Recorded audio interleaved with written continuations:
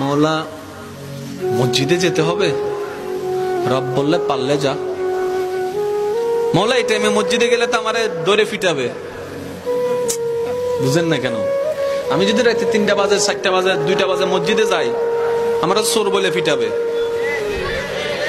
মসজিদে যাওয়াটা রিস্ক হবে।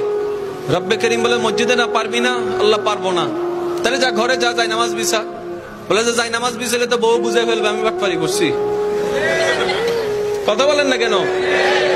মওলা বউ বুঝে ফেলবে, মা বুঝে ফেলবে, নিশ্চয় কোন একটা অঘটন ঘটাইছি, সেজন্য যাই নামাজে বসে কান্না করছি, তাহলে তো ইজ্জত ফানসাদ। রব্বে করিম বলে মসজিদও পারবি না, যাই নামাজে পারবি না। মওলা কেমন জানি লাগছে। রব্বে করিম বলে ঠিক আছে, আমি আল্লাহ কতটুক মায়া মহব্বত করি তোকে, তুই তো বুঝতে পারস নি এতদিন, আজকে বুঝার চেষ্টা কর। মসজিদে যাওয়া লাগবে না, যাই নামাজ বিছানো লাগবে না, ওযু করা লাগবে না। তোর যদি এতই প্রবলেম হয়, জবানটাও খোলা লাগবে না।